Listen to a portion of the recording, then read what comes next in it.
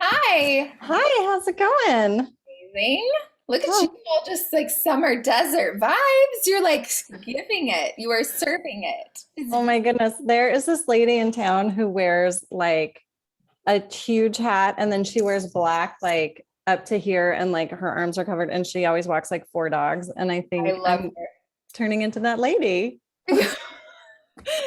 And that's how you know you have reached the pinnacle of your potential. Like that is giving. Like, and it's like active wear, but somehow it's like a turtleneck. Like I'm like, I I love don't how you've know. like studied it and you're like, that's activewear, but it's also But not. her skin is porcelain. Like her skin is the most beautiful, like the whitest white. Like I could tell. Like I'm like under there, you have the perfect skin going on because it never Why aren't sees you the sun. BFFs with her? I don't know. I need to stop her. And I think she wears red lipstick while she walks her dogs and wear She's everything. She's she your muse. is. She's just like she's so good. I am ready for you to connect with her and That's a good idea. Next time I'll figure that out.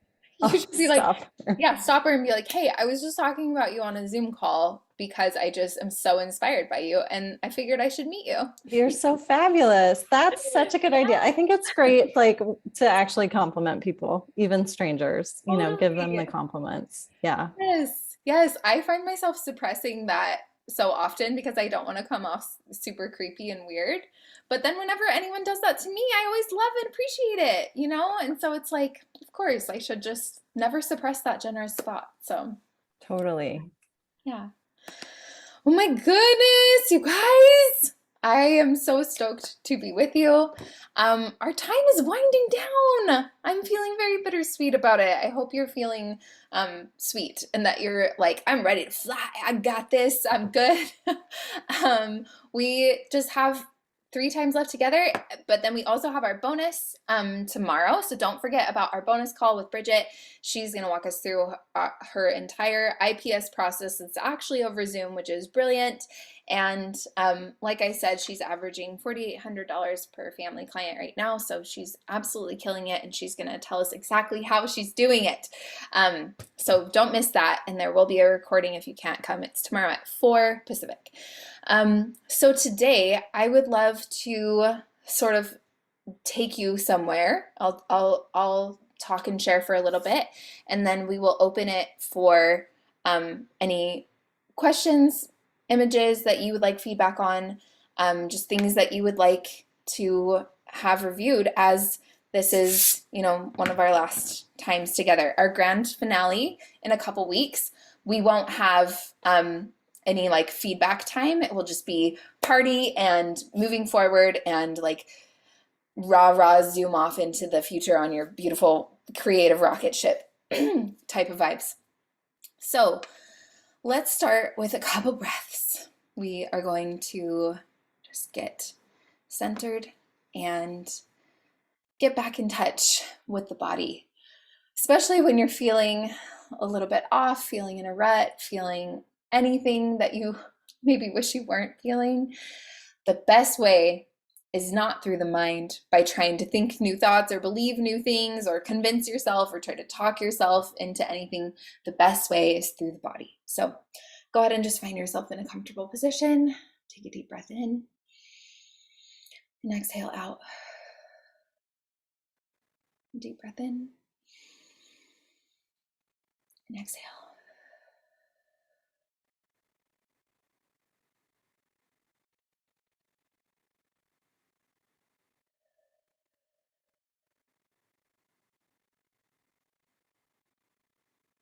And as you feel yourself start to settle and come home, feel a sense of arriving in this moment, of delicious, delightful presence in the truth that all we have is now, and that the now is happening in this present moment, that it's happening without thoughts of the past or the future, that it's inviting us and calling us forward to experience something that's gorgeous and incredible just as it is.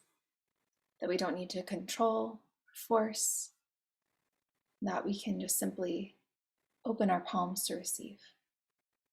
So if it helps you, maybe you want to open your palms and feel a sense of receiving. We've heard of the law of attraction, but actually in Jewish mysticism, it's more accurately described as the law of reception, because the law of attraction sort of implies that there's something separate from you. There's something away that you're calling towards you, calling over here. But the law of reception is the accurate truth of it, that it's already here, that it's already knocking on your door. It's already available, and all we need to do is open to it, align with it, tune into that radio station. Whenever you change a radio station to a new song, that song was always playing. Often you'll change the station and it'll be right in the middle of the song, right? And that song was playing, you just weren't hearing it. And this process of coming home to ourselves, coming back into presence and attunement with what's really here, what's really available, is as simple as just changing that station, just hearing the song that's already playing. A couple more breaths here.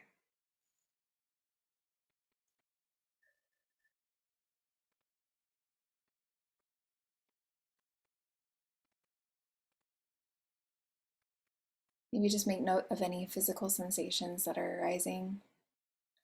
If your mind's really active, just soft and friendly mental note. Thinking. A few more breaths here.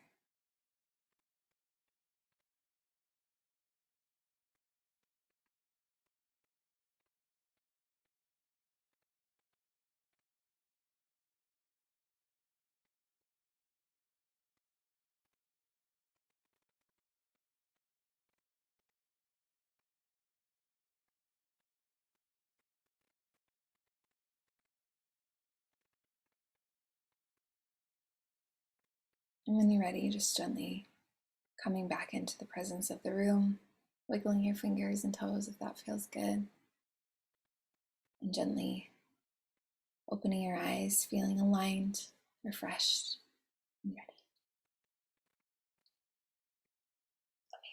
Amazing. Okay. I had an amazing experience this weekend where I went to a birthday party of actually a friend that I photographed, but other than that, we don't really know each other. And so I just felt pulled to go to this party. Like, I love her energy, and so I drove up to LA and went to this party. And earlier that day, I had gone to an art fair with my oldest daughter, and we got to see all of the local makers, and they brought all their delicious goods, the jewelry, the bath bombs, the paintings, the photography. This guy who made like these very intricately carved sword sheaths. I mean, it was everything that my dreams are made of. I was like, I want to buy everything from here and nowhere else. Meeting and talking to these artisans and talking to them about their processes. So special. And my 9-year-old was just enthralled and enchanted with all the jewelry that was there. And getting to talk to these mostly women who are making this amazing jewelry, she was like, Mom, I want to start making jewelry. And I was like, cool. So we talked to the people who are at the booth and have organized the art fair, and we're saying like, how often do these happen? And my friend had a booth there, so I knew that she had like just submitted a portfolio and things to be at the art fair. And this woman was like, oh yeah, there's another one in November. So I was like, I bet that you could have a booth selling your own jewelry if you wanted to at the November show. Would that be fun? And she just lit up like a Christmas tree. She was so excited. She was like, yeah, yeah, yeah, I want to make jewelry. So I was like, okay, cool. I have no idea how to make jewelry. I'm just on board with the excitement, right? So then I go to this birthday party, and the first person that I meet is this incredible she's a dancer, she's also a musician, and she's in LA, so she's doing it for real. And she's telling me about what she's working on and all these projects that she's having the chance to be a part of. And we're just like, we're vibing, we're eating up each other's energy, we're just like loving it. And I'm telling her that I'm writing a musical, and she's like, oh, that's so cool. Where do you want it to debut? And I'm like, I don't know. And so she tells me about this really cool theater that she has done a lot of work at, and how it's like a really good theater for debuts because it's not super big. And so I just have immediately this amazing connection with her where, and then it ends with her saying, well, yeah, when you're at that point, like, let me know about the musical, and like I'd love to kind of collaborate and see if you might need like dancers and movement and that kind of thing. And so I was like, oh, that's so exciting. Like, she's the first person I met, and I'm just there to hang out. I'm just there to have fun. Like, I'm not there with any agenda, right? I meet a few more amazing people that I won't tell you all those stories today, but then the next person that I meet, turns out she works for NASA, and she does all of this like metalworking and metal melting, and she's a jewelry designer. And so we start talking, and my jaw is on the ground, and I'm just like, oh my gosh, literally today, my 9-year-old is talking about how she wants to make jewelry and how she's so excited about this. And so we have this whole conversation that ends with her saying, hey, you know what? I actually have like a ton of stuff that I was just going to get rid of. I would love to just mail it to you, and I can FaceTime your daughter to show her like how to use it and how to get started. So, oh my goodness, there was like so much richness there. And the point of me telling you all of this is that little tug that you have of curiosity, of intuition, of a force that you can't explain, a tug, a nudge that is maybe not totally logical. Like, it didn't make sense for me to spend like 7 hours on a Saturday just going up to this friend's birthday party who's not that close of a friend to me yet. But I just knew, like, I knew there was a pull. And it's not to say that was the reason that I went, but to say that when we follow those breadcrumbs of fun, play, curiosity, things start to move, momentum starts to happen. And so often we have this story running in our minds that it has to be so hard, that it has to take a long time. But I want you to open your heart to the possibility that things can happen very quickly. This is one of my favorite mantras to repeat in my own like meditations and practices that I do, is I open to things happening for me incredibly quickly. I open to things changing incredibly quickly. Because there are these amazing studies that show that after people win the lottery or have a loss of a limb, so two like very different changes in their circumstances, getting a ton of money, losing a limb, something totally traumatic, something totally amazing that most people would jump at the chance to have that experience, right?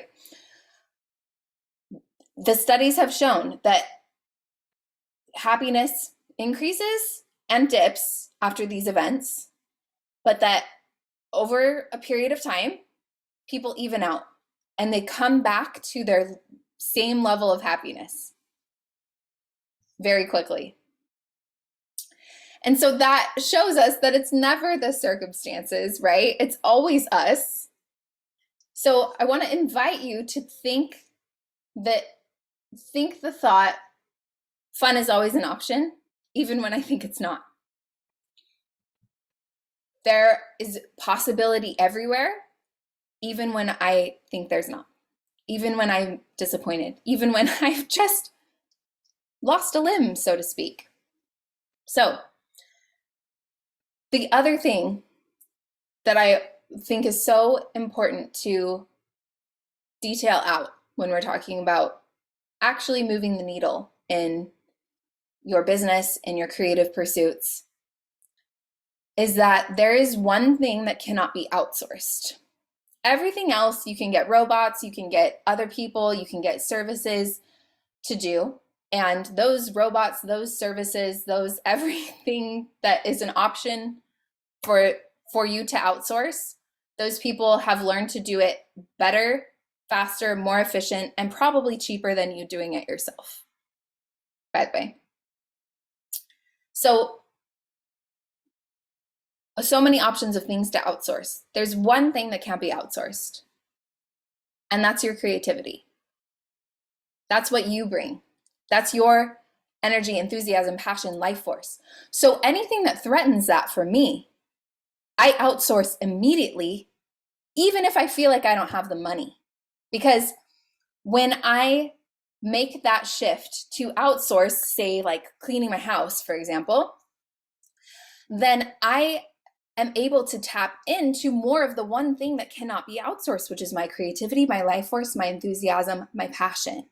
If I am expending all of that doing something that takes so much exponential energy, like cleaning my house, then I am robbing everyone in my life, me, my family, all the people that I'm meant to impact, of my contribution, of what I'm able to create. And so even if I feel like, gosh, I really just can't, I'm so maxed out, I don't have the resources to outsource this thing, immediately I know, hey, there's a little ceiling, and that is arbitrary. And so I outsource that thing immediately. And then I get to play even more in this space of feeling good.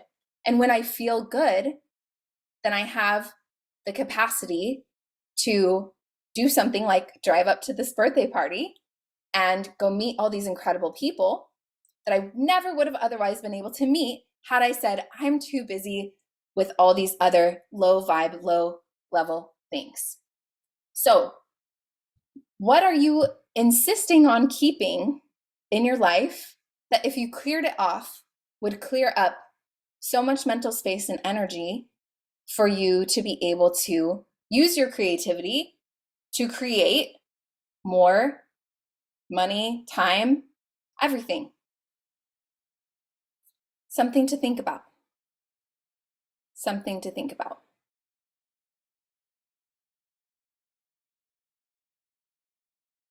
All right. The one other thing I wanted to offer today is that everybody always talks about like, connect with your higher self. Your higher self knows what's up. That connection to your higher self is creativity. And so when you think, gosh, I'm so busy in the nuts and bolts of my business, or the nuts and bolts of running my house, or the nuts and bolts of just daily life and logistics that I have to deal with, that I don't have time to sort of dance and play in this creative space and think about, just daydream and think about, ooh, what do I want to make? Ooh, what do I want to play with? What are the tools that I might want to experiment with? What are the offers that I might want to experiment? What are the poses that I might want to experiment with? Whatever it is, when you think that you don't have time for that, then you're in low vibes because you're not connected to that source that is the rocket fuel for everything else in your life. When you're connected to that, then it just ripples out into everything. Not only does a creatively filled version of you get a lot more stuff done in your logistical, mundane aspect of life, but you get to experience the flow, that joy, that vitality, that vibrance. And then that in turn creates everything in your life. And that in turn allows you to be a conduit for the visions. That in turn allows you to see possibility where you never would have otherwise. Because when you're stuck in the logistics, when you're stuck in the mundane, and you don't carve out that time and that mental space, most of all, to dance with your creative forces, then you don't get to experience the true version of yourself. And then that's when you perpetuate this idea that there's only one reality, that it's only hard, that it's only overwhelming, that there's so much on your plate, et cetera, et cetera. Maybe those things are true. Like, we don't need to argue about that. But what if there's another door? What if there's another possibility that you could be living and experiencing all the time? And that if you just invested in making sure that you have that connection through meditation, through prayer, through creative presence, through whatever it is that strikes your fancy at this point in your life, making sure that you have that connection to that force on a daily basis. When you make that investment, everything else rises. Everything else in your life becomes a new baseline from which to play, from which to just go up from there. Rocket fuel! Here we go! All right. Amen. That's my sermon for today. How are you doing? How are you feeling? What's on your heart? How can I support today? What images you got? Maybe we want to do some Instagram moments that we haven't done before. Hit me.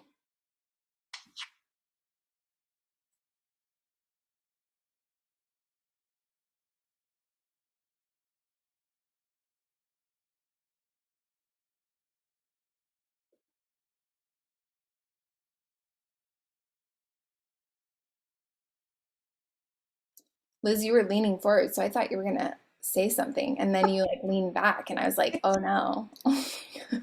I don't really have anything. It's funny, like I was looking at, because I'm doing a print shop and I was looking at your launch, the Yeah. launch stuff. And I was like, I can't do all that. but then I sort of changed my mind about it. And I was like, you know what? I can do what I can do. So I think it could be like a modified version of that. Like, I'm like, I'm not going to be all Instagram living and doing all this. Like, I'm just like, whatever. But I tried not to resist it. Like, I think when I looked it over, because I couldn't remember anything about it, and I was like, oh, she talked about launching, and I looked it over, and then my first thought was like, no, shut the door. And then I was like, okay, don't shut the door. Like, Yeah. just take it in and Mm-hmm. like do something with it. So I guess that's where I am on that. I'm gonna try to launch it. I'm gonna launch it, but it's probably just gonna be a modified, like, Yeah, that's great. what I feel capable of doing. Yeah, that's great. Yeah, but otherwise I don't. It's funny. I feel like I'm at a pause, but I appreciate all the things you just said, because I feel like all those things are really important right now. Like, I feel like I'm like, I just want to do all this other stuff that just kind of makes me feel happy. And What is it? Tell me. oh man, just like go to dance, go to like a dance performance, just stuff like that. Like, I haven't done it in a while and I sort of let it go for some other thing. I don't know why. So I feel like that will get me more like jazzed. But I also feel like I have, like, there are things I want to do. And it's sort of like what you were saying, like you went to the party and you talked to all these, because you were like, I want to do these things. I don't know how to do them. And then you talk to other people. And I think I'm in that phase where I feel like the things I want to do are a little beyond my reach right now. Mm-hmm. And I don't know how to bridge that gap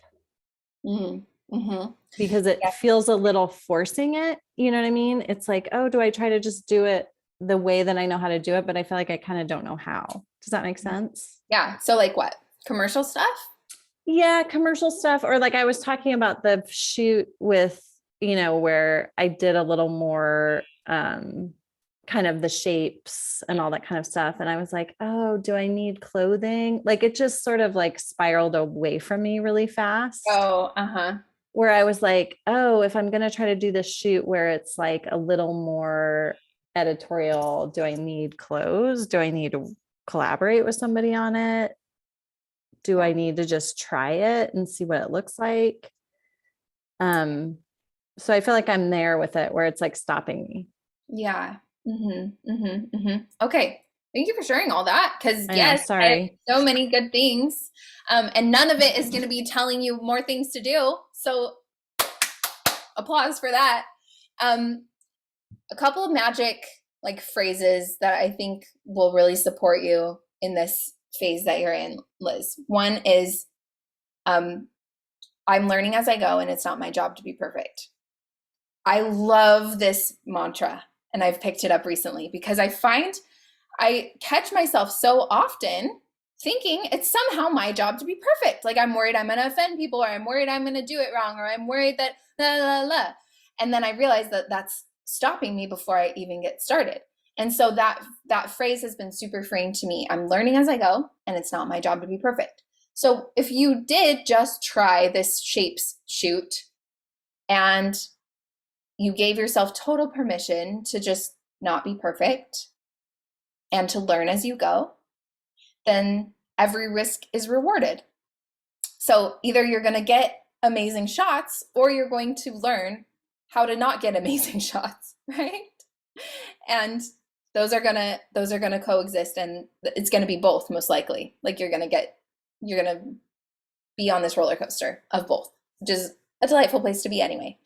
The other thing is shifting this idea from I don't know how to do this yet to who, not how.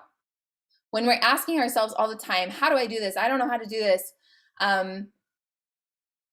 Then we just get in this like, no wonder we get stuck, because we're like, I don't know how to do this. How do I figure out how to do this? I don't know how to do this. And it's like, you're in a spiral with yourself. Like, ain't nobody gonna win there. It's only you. But there's someone who knows how to do it. There's someone who knows how exactly to do all of this commercial vibe that you want to do, right? So step one is going to be paying a lot closer attention to what those people are doing. So is it like a Nikki Sebastian, or is it like a somebody like that, who you just then start to pay closer attention to? How is she doing what she's doing? And scrolling way back and figuring out what were the first tiny seedlings? How did she start?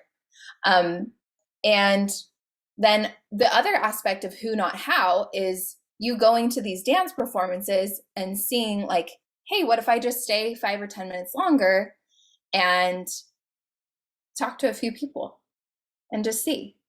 Because the other thing too about like, I mean, the worst, slimiest word ever is networking. Like all of us want to throw up when we hear that, but we all love people and connecting and friends and like-minded people and having a tribe and being in community with other souls who are on the same wavelength as us. And that's all networking is, right? It's just connecting with another like-minded soul. So if you go to a dance performance because you want to and it's amazing and you love it, and then you just maybe force yourself at the end to stay a little bit extra and just see who you might connect with and just see where that goes. Like, this is when it starts to get so delicious and fun, instead of like us trying to figure it all out by ourselves in our brooms. Like, how do I do this? Nobody knows. I don't know. Does that help? Yeah, that helps a lot. And I think I think the who, not how thing is kind of a fun way to think about it, because it gets really overwhelming, because you're like, oh, and then I need this, and then it's not gonna. And also just making it a little more casual, like, yeah, I'm gonna try this. Yeah. It doesn't have to be this huge thing. Mm-hmm. Yes. And like you said, it's the seed. It can be the seed of something. Mm-hmm. Like you're building something rather than like having a result. Yes. Yeah. And that's why, I mean, a couple weeks ago when we were like returning to Art Island and really thinking about that younger version of you that didn't even know this type of agenda could exist, right? She was just like, this seems fun. I want to do this. So with you with the shapes thing, like how can we let this be easy? In my mind, like what's the bare minimum that you would need for this shoot? You need what? A pregnant mama? Probably just a not pregnant Okay. So you need a mom. somebody. Oh, you need Yeah, a person. a person. I just need a person, honestly, who's just Okay. willing to just like do whatevs, you know what I mean? Like try some stuff out. Okay. Is that it? I think that's it. I think I was complicating it with the clothing because I'm like, what's the clothing aspect? Because I think part of it, of the images that I do really like, and maybe it's just a matter of looking at those images and going, okay, how can I do that? Like if it's a bright color or if it's something like that, it doesn't have to be like, in my mind, it's like for a designer, right? Like you're doing it for this type of clothes, but it could just be like, hey, let's do colorful and shapes, Mm-hmm. you know, where I'm taking what I like about those images instead of being like, oh, I have to have this lined up and this lined up and this lined up. And that might come at some point, but it's more about the idea of putting like a couple things together and trying them out. Yes. Yes, for sure. So do you like, and you don't have to answer this right now, but just your homework for today is just to think like, do I have a person who I might want to shoot? And could I reach out to them today and schedule something? And then and that's the first step, like scheduling the shoot. And then once it's scheduled, then you can figure out, okay, do I want to, am I going to just pull in some fabric? Am I just going to use fabric? Am I going to, does this person already have clothes? Like you're going to figure out the details after you schedule it. But the first step is going to be just getting the person and scheduling the time and location. You don't even need the location, just schedule the date. That's it. Take this just like the teeniest baby steps.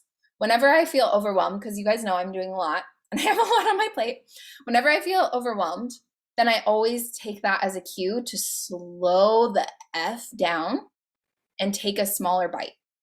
Take a smaller bite. So your small bite is just finding the person, scheduling the shoot. And you can let that be enough for today. Okay. I'm so excited for you, Liz. Show us your inspiration too. Yeah, You don't have to do it this second, but I will. I will general. for sure. No, and I think part of it too is like thinking about well, and like I think you've talked about like, what if it's somebody you don't know very well? Like, is that like we were talking about talking to the stranger? Oh yeah, well I was gonna mention her again. Yeah. And you don't have to go from 0 to 100, like stopping her on the street and being like, hey, can I photograph you?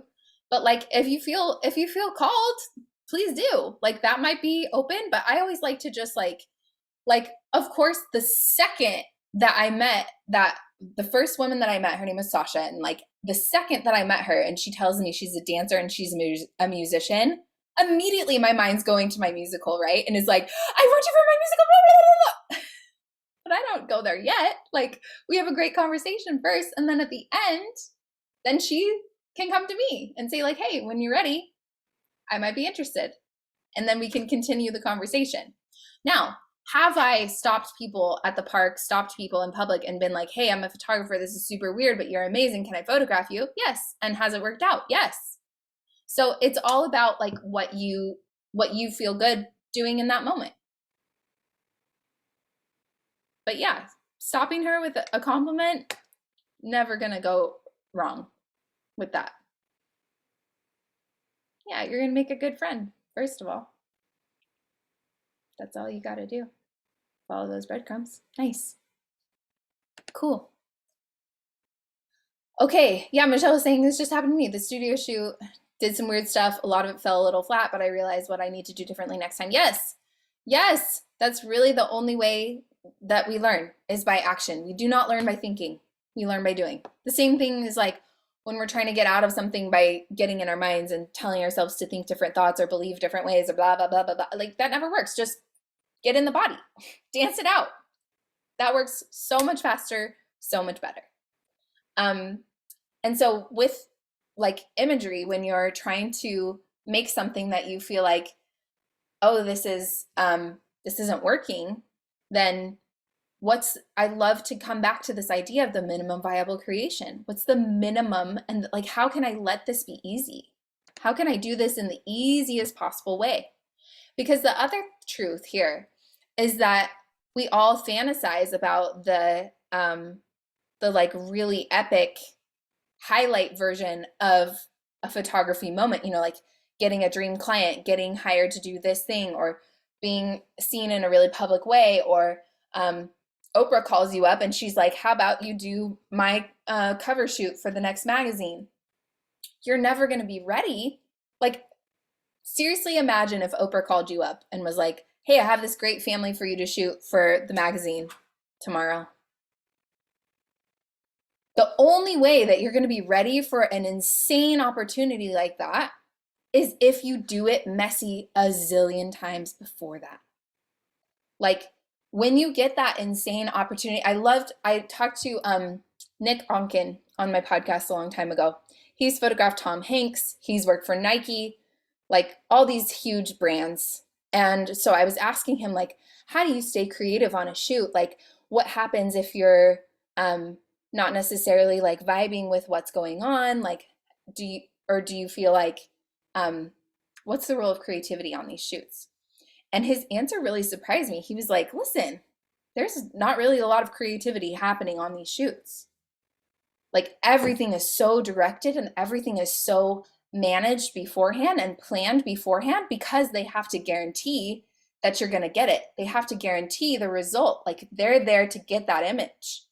The creativity has happened 15 steps beforehand when you did that personal shoot with the vibe that they liked, and that's why they hired you. And so, yeah, during that epic shoot with Nike, you're not like experimenting and like trying all these new ideas, but you did that 15 steps before, and so that's why they hired you. So that's what you're doing right now, Liz and Michelle. You are working out the kinks. You're figuring out all these mechanics of how to do what you want to do, so that 15 steps from now, your equivalent of Nike is going to be like, yes, this is what we want. The other thing that I would go back to for both of you is iPhone shots. Set some things up just with your phone so that you can take the pressure off even more. Especially for you, Liz, well, both of you, but you, Liz, with your shapes idea, like, you're going to work out so many kinks just setting things up in a yard, in wherever, just with the phone and figuring out how you might want to do that. And Michelle, you with your self-portraits, like, I'm sure there's apps where you can do double exposures and stuff on your phone. Like, that's going to work out tons of kinks. And so then the next time you are in a studio or are in a situation where you want to do a self-portrait, you're not going to be figuring out the mechanics so much as just executing. Oh yeah, Snapseed has double exposure. Amazing. Use some Snapseed action, Michelle, and have it on an iPhone. Plus, that's also like a really delicious way to continue to flex those muscles when you maybe don't have the juice or the like everything to set up a full like film self-portrait shot every single day. Like, you can do it on your phone. And the other thing too about doing this on a phone or doing it on a more like daily basis is that you don't have to share it. It doesn't have to be any part of anything except it's a process thing. Like, fine artists do this all the time with studies, right? They do studies for their oil paintings. And with like some of the most famous art pieces, there are tons of, the artists have done tons of studies where they're sketching things, where they're trying different, working things out in in these little canvases, in these sketches, whatever version of it they use before they go to the big canvas. Same thing with comedians. Comedians do something called writing on stage. They're always putting out new material in the clubs, and they're working it out in real time on stage. Like, there's an audience, it's real. Like, this is not a drill. But before they get to like their Netflix comedy special, like at the Netflix comedy special, they're not trying anything new, right? They did that 15 steps earlier in the club when they bombed. Chris Rock going back to the clubs, like sucking, right? Not getting any laughs. And think about how much courage that takes for somebody like Chris Rock to go back to the clubs when he's made a name for himself, and to like try all this new stuff. That's how you stay fresh, by trying the new stuff.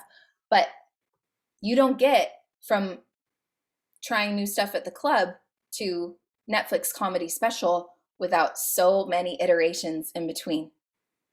And don't think the biggest mistake we can make in that process is to think that somehow talent is a factor. It's not. It's all about that process.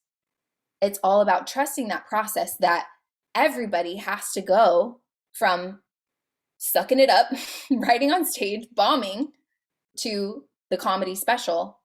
And that the point along all those points along the way is just a million iterations, a million moments of courage where you redecide, this is what I'm doing.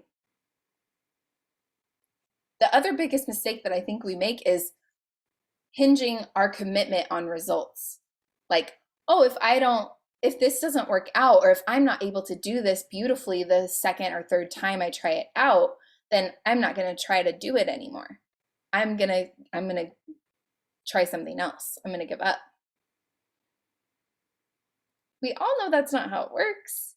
One of my favorite Macklemore songs, Macklemore the Great. The greats weren't great because at birth they could paint. The greats were great because they paint a lot. That's just how it is. And it's not 10,000 hours, because we've all clocked 10,000 hours of driving and we're not NASCAR drivers. It's the intentional practice. So, Michelle, exactly what you were doing when you go to the studio, you try a bunch of things, you realize they're not great, you realize all the ways that you need to, adjust. That's intentional practice, because you're looking like the Kobe Bryant. He talked about how he watched all the great basketball players, how they watched their film back every single game. They don't get to a point where they're like, oh, I don't need to watch my film anymore, I'm good. Like, it's a constant practice.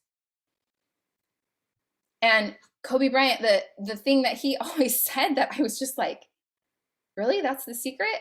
But it's so simple. He was like, I just made a decision a long time ago that I could outwork anyone on the court, that I could just outlast anyone, and that I would just stay longer than they would.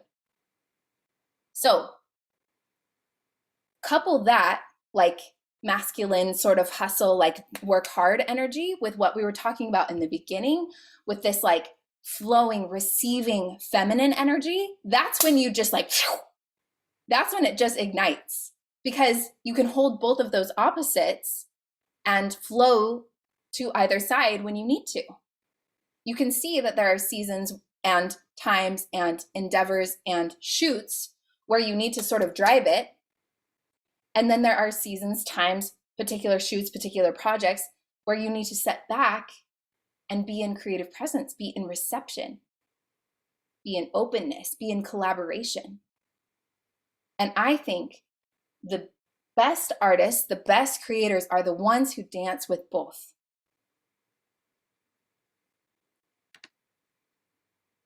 All right, sweet. Michelle, let's please share your screen and we can look at what you did. I would love to hear like your own feedback to yourself, and then we can sort of see like where this is headed. This is exciting. Yeah, so I don't know, I was pretty happy with the concepts. I think just execution maybe fell a little bit short. Like, just technically, there were some parts that I didn't think through all the way, I think, before. Yeah. And And there so always are, and we can work with that. That's the thing. It's like now we have something to work with, right? When it's in your head, we have yeah. nothing to work with. I tell myself this all the time. I'm in my head. So I don't know. I think overall I was happy with it. Just technically some things didn't quite work out with like being underexposed, or Yeah. because I thought that with multiple exposures you had to underexpose because you were like exposing it several times. That's true. But they were still underexposed. Okay. So I'm like, I've been trying to figure out like why that happened and just kind of show us But what you anyways, got. I'll share. Okay. I made you a co-host. Do you have the button? Oh, you do. Oh yeah. Can you see my Lightroom now? Yeah. Okay, so there's like, I'll just show you some of my favorites, but like, so for example, you can see how it was underexposed. Yeah. Because it's like pretty, like my double exposures kind of were turning out like really faded. Yeah. And Because really you're grainy. against a white background. Yeah. And I don't know if it's because it was like the white background threw it off, or because I'm using the same background for all of the exposures, if that's kind of messing with it, versus doing a multiple exposure where you have like one subject and then a different subject. But yeah, like I see what you're saying. I was happy with it. I don't know. So anytime that you're using like that, you're gonna be on a white background and you're doing multiple exposures on that white background, it's gonna be faded. Because remember that principle of black is completely unexposed, white is fully exposed. So even if you're underexposing, it's still a white wall that you're exposing on. And so because of that, there's always going to be a little bit of that white that's coming through. And so that's what's going to progressively create that fading effect. Mm. No matter how underexposed it is. Does that make sense? Yeah, that kind of does. So like, for example, if I want to do double exposures with the same background, like, would you suggest doing it with like a dark background then, or like medium background, or what would be like the best case scenario for this setup? So, I mean, if it bothers you that I don't think it's all about what you want to create. So if it bothers you that the fade is happening, then yes, you would do it. You would need to do it on a black background for every shot until you get to the final shot, and then the final shot can be on the white background. Oh, okay. Let me think that through. Yes, because then you're going to be right now, because right now you and your dress and your whole body is always going to be darker than that white wall. And so to expose for you, you're going to be overexposing the wall. And so if you're putting that overexposed wall over another version of you on a different part of the frame, then it's going to create that fading effect. Okay, yeah, that totally makes sense. Yeah. Yeah, I think you're right. That's what's happening. Yeah, and I mean, it doesn't like, I would still use these images. I'm not just gonna like trash them, because I mean, it's fine. Like, it doesn't bother me enough to not use them. There are definitely some that I'm probably not going to use, but like the stronger ones. Yeah. So I actually think this one is really strong. The only thing that I would change here is more space between each setup, so that we see more of this disconnect and more of this like disparity between the two that you're feeling emotionally. Mm-hmm.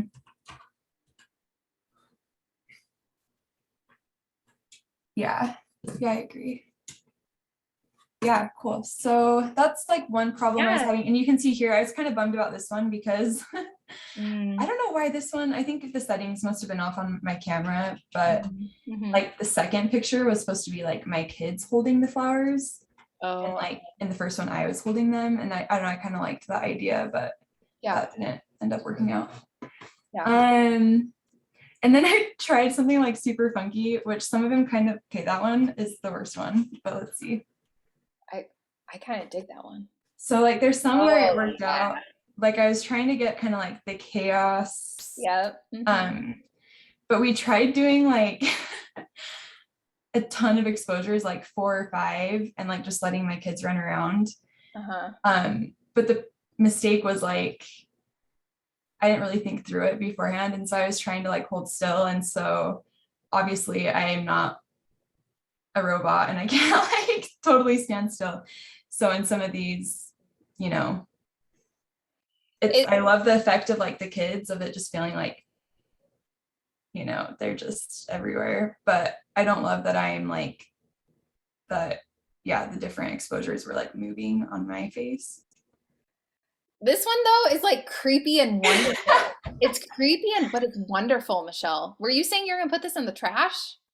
I love the bottom part. Like I love the composition of my kids and like them pulling my arm, but like my face looks so freaky. It's cool though. Y'all Yeah. need to let her know that it looks cool.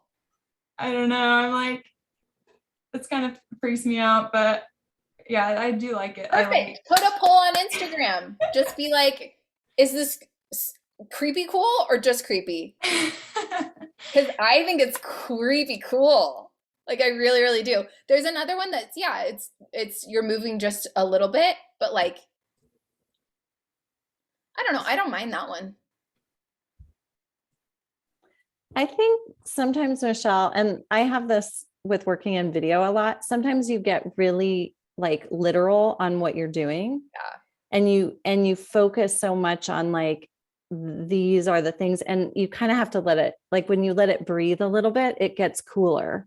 And so I think that's sort of what we're seeing is like, some of it is like, if you kind of let go of this idea and let it get a little out of hand, it's actually, it gives it a lot more vibrancy, which is kind of interesting. Yes. And this is exactly what I'm always telling you, Michelle, is like, take a risk, let it go, stop the control, like just let it flow a little bit more. And like, this is what came out and you're like rejecting it. So I don't know. It's just an interesting thing to notice. Is like, why am I rejecting this? Is it because I genuinely don't like it? Or is it because it's not what I expected and not what I planned for? If it's because you genuinely don't like it, that's cool. That's your prerogative. But like, I think it's creepy cool. All right. And like, especially with him right there so close to you too, and then the like all these other like tugs and stuff, like it's one of those that the more you look at it, the better it gets, in my opinion. Yeah. Cool. Okay, keep showing us more if you want. Okay, so yeah, and then this one, the space thing was kind of an issue. Like I think I only have one lens for my camera right now and it's 50. And so we had the tripod pretty far back and that was kind of like the best we could do. Yeah. Mm-hmm. But I was kind of just exploring this idea of like the progression of like womanhood or like motherhood, I guess. Yeah. But yeah, this one was more underexposed. So like we definitely like I lost a lot of the details in our faces. Yeah. But yeah, I don't know, like it was kind of a feat to make it, so I'm like still proud of it. Yeah.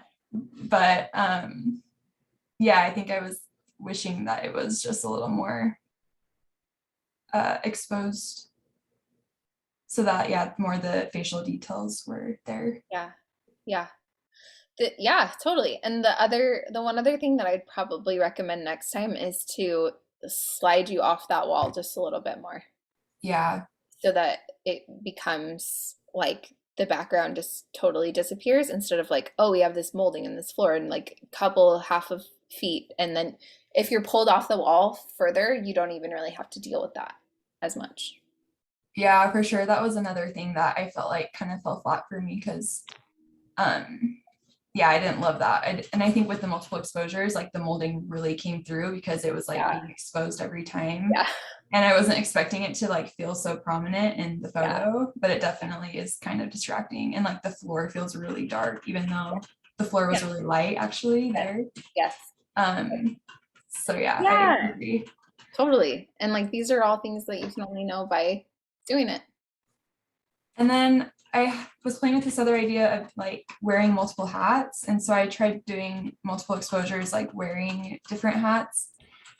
And it was different than I expected. Like the hats are not as like prominent as I wanted them to be in the picture, but I still kind of like this one.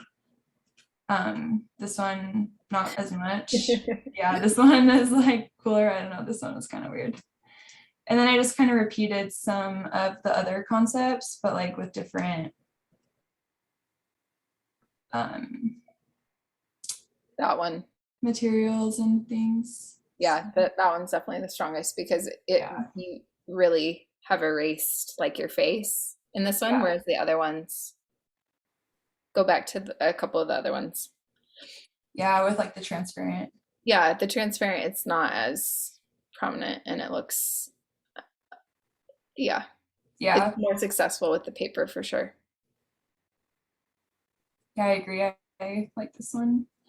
So yeah, I don't know. There were a handful that I was happy with. And like, I don't know, this was like a different setting, but I was also playing with like, just at home, kind of like practicing some of the totally like different cool materials. But like, so see, not like this is such a great, this is exactly like an artist study, because see how the paper behaves totally differently when it's front lit and it's on a darker background than when it was on that white background. And like, see, for this setting, is this a transparency or tinfoil? It's a transparency. Yeah, it's transparency. Like for this, the transparency works so much better. Like, and this is stunning, gorgeous. I would also maybe play with this transparency like on the corner of your lens or something like that. Oh gosh, I love this one. If you Photoshop out the vent. The vent, I know, it's so annoying. Just send it to retouchup.com. They'll do it for $5 and you don't have to think about it. Yeah, that's a good point. That one is sweet. Ooh, yeah. Well, and just this light, where is this? Is this a bathroom mirror? No, it's just in my family room, like kind of right by a window. And then I have the mirror there and I was trying to. Yes, this is so strong. Do this, get in this setup again. Because that, like, that light and that very, like, classic black and white, like, I'm starting to see peaks of you, Michelle. And then, yeah, I didn't really love how this went. I don't know. I was just playing with different, like, materials, I guess. And this one I didn't love as much as just like the paper, but it's kind of interesting, I guess. Yeah. So, yeah, but I definitely, these are some of my favorites. Yeah. Cool. So if you have written down or remember your settings or what time of day that was, or like anything that you can do to recreate that setup, definitely do that again, because that is like so fabulous. And also like so glad that you went to the studio. That was amazing. And also like, but your living room was super cool too. So like, you know, you have what you need. Yeah. So like in that living room setup, like definitely try out some iPhone stuff too, with like the transparencies and materials. And like when you're playing with materials too, you can easily do it on phone. Yeah, that's true. Yeah. Just to see how it looks real quick before you dig into that meaty, delicious, expensive film. Yeah. Because I said that probably would have been smarter, but I did not. Well, no, I just sense this like preciousness too about the film. Like, did you only shoot one roll of film in the studio? Like, I mean, maybe there was more, but like, you just need more swings, is what I'm saying. Yeah. So if you did that with film, cool. If not, iPhone's great. Yeah. I was surprised how fast the time went in the studio. Like it was more of a time thing than like not wanting to use film, because like I would have been fine using more. But like because we were doing multiple exposures, like each picture was really like 3 or 4 pictures, you know, and so it was crazy. Like time ran out and I'm like, what? We've only done one roll. Like I wanted to do more than one. Yeah. So all of this, everything that you just shared, share it on Instagram, share it in your email, share like the creepy cool or just creepy, like share about how you're playing with the different materials, share like all this. Yeah. Exciting. Sounds So good. exciting to Yeah. see what you continue to do. Yeah, oh yeah, Liz was saying print these and maybe some funky paper, like distressed paper. Interesting. I like that idea. Yeah, just keep that, whatever you do, Michelle, like keep that energy of play around this. Whatever you have to do to keep that sense of exploration is only going to serve you. All right, my friends. Last week will be your last chance for feedback on work. So please bring me some images that I can give you some feedback on before we part ways, or just like anything else that you need help with, because then after that we will have our grand finale. All right. Thank you, my friends. See you hopefully tomorrow and then next week. Bye.